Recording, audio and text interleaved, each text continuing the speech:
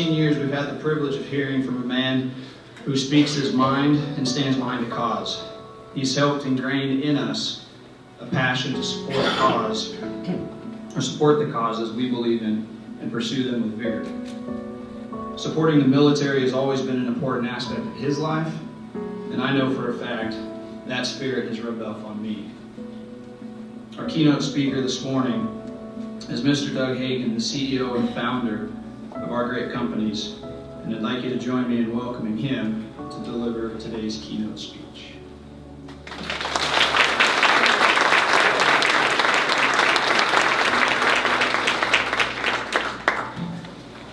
Let's see if I can find it.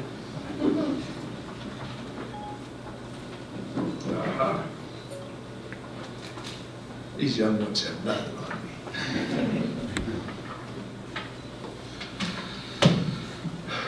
Well, good morning. Good morning. And welcome to everyone to our 14th celebration. Oh, I'm sorry, that is absolutely the wrong word. Excuse me. Our recognition of the September 11th, 2001 events. This happened 15 years ago. Actually, Sunday will mark the day. 15 years. Everyone in this audience has changed eminently over the last 15 years. Whether we grew older, grew wiser, I hope both happened. But we've also had to live with the scars that happened that day and are continuing to happen after 15 years. I know for me, 15 years ago, I was very, very involved in running these companies. It was many, many hours a day, a week, a month. And after that day, I found myself reflecting more and more every day on how important my family was, and my friends, and who were those friends that were so important to me. Many of you are here in the audience today, but my family is also here, and I'd like to acknowledge them and honor them today. First, my wife, Kathleen Hagen, her mother and my beautiful mother-in-law, we call her Gigi Mom, Della Reveal. My son, Nathan Sloan, which you just met, he's the president of our companies and allows me now to relax and spend more time with my family. I have my beautiful daughter-in-law, Lauren. I have, is Gain here? Here's my oldest grandson, Gain. His sister, which is slightly older than him, is not here today, but she does work for BK Lighting. And she has given us two beautiful great-granddaughters. I have my three younger grandsons here, Andrew, Colin, and Tanner. And our newest, Maddie, where is she? There she is. So that's most of the family. And this is a day, I know there's Thanksgiving, there's Christmas, there's many times you reflect on your family. But today I reflect, and I do this often, on their safety. And I fear for it. And I fear for my grandchildren and great-grandchildren's future. When I started to put this talk together, I had a very difficult time. I've become very conflicted. Well, as Nathan said, in my heart and soul, we honor the military, we honor our police, we honor our first responders, we acknowledge and honor those that lost loved ones during the catastrophic events of 9/11 and since then. But not everyone does. And it hurts. So as I started writing this, I found it getting very, very political. Today is not a political day. So we are gathered here today to remember and honor those lost on September 11th, 2001. Over 3,000 lives were lost in New York, the Pentagon, and in a barren field in Pennsylvania. Civilians, police, firemen, and first responders. Civilians because they were there, police, firemen, and first responders because they ran to the flames. All of our lives changed that day. Terrorism became a real and present danger. It had been going on for a lot longer before September the 11th of 2001. But those events brought it home. It put it on American soil. The worst American disaster in the history of our country.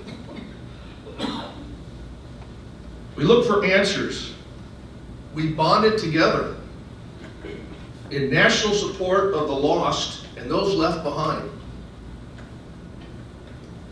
Since then, we have fought 2 wars with many more lives lost and families torn apart.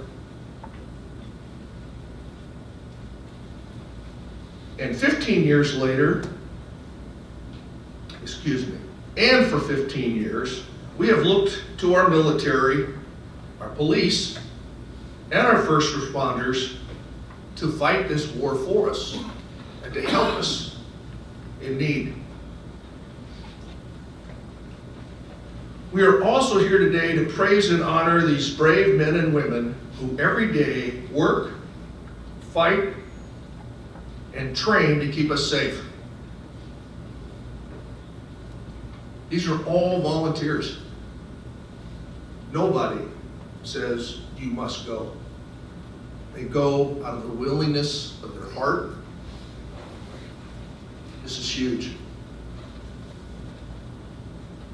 This is a war that seems to have no end. I think everyone in here would agree, 15 years later, we have no idea where the end is. Yet every day, brave men and women volunteer to join those that came before them and continue this fight. We owe them more than any words or actions can express. But we try. On September 11th, 2003, I believe was our first meeting. This is 14 years. We met here and dedicated a lighted flagpole with a plaque that is inscribed with the words of President George W. Bush. I guess we feel these words are so important they're actually printed on your schedule here. Terrorist attacks can shake the foundation of our biggest buildings, but they cannot touch the foundation of America. He goes on to say, these acts shatter steel, but they cannot dent the steel of American resolve. God, 15 years later, I hope that's true. I pray for it.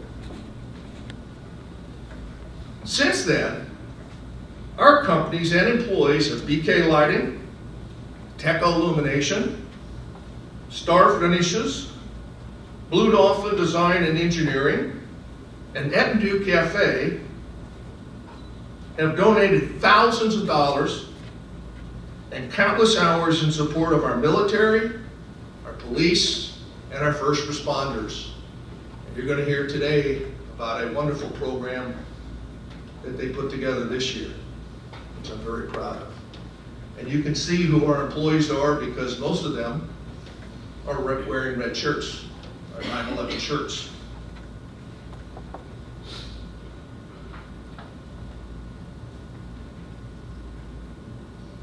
We get dedicated on that day to honor those lost and broken by this heinous act, to never forget. It's going to be hard to keep, but we will. After 15 years, I am saddened by the fact that this fight has become more political than American resolve. This is also why it's more important today than 15 years ago for us and you all gathered here today to continue to show our American resolve and honor and support those that continue this fight and keep us safe. If not us, who? Who's going to do it? That's why we're here.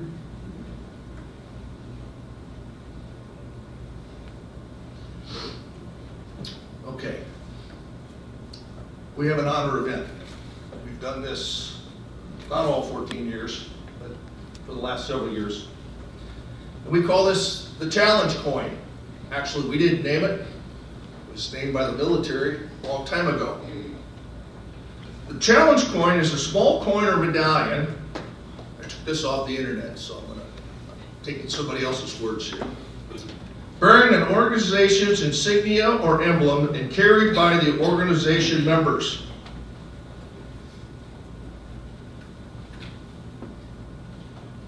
Got mine. Traditionally, they are given to prove membership when challenged and to enhance morale. In addition, they are collected by service members. In practice, challenge coins are normally presented by unit commanders in recognition of special achievement by a member of the unit. They are also exchanged in recognition of visits to an organization. How well does that fit here? Honor and respect. But there's one other practice that the internet didn't put in here, and I was taught this one by a very, very good friend and veteran, Mr. Jim Blinn, because he presented me with my very first challenge coin many years ago. And I was told that anytime I was around his unit, 344th?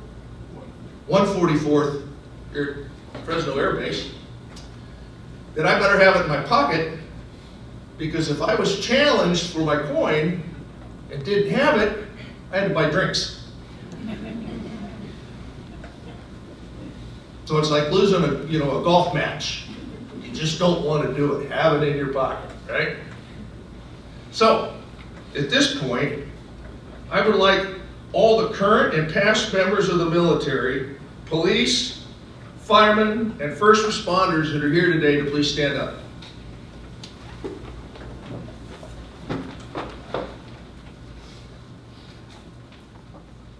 Thank you for your service.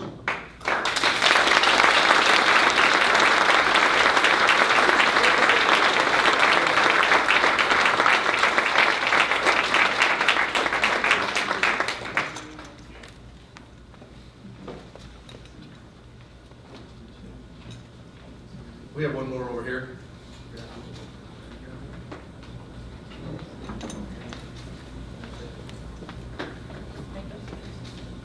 I'm also an Air Force veteran, but I already have my coin.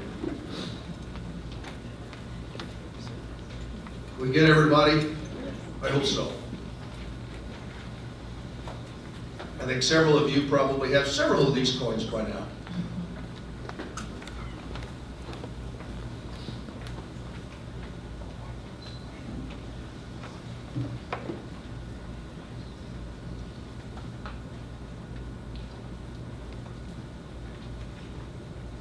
In closing, I want to thank everyone again for being here today and helping keep our pledge that we will never forget. Now, one last item. We have an election for President of the United States in less than 2 months. It's every American's duty to vote. Please vote. Don't stay home. But before you do, please think about who will keep you and your family safe, and who will support our military, our police, our fire departments, and our first responders. God bless you and your families, and God bless America. Thank you.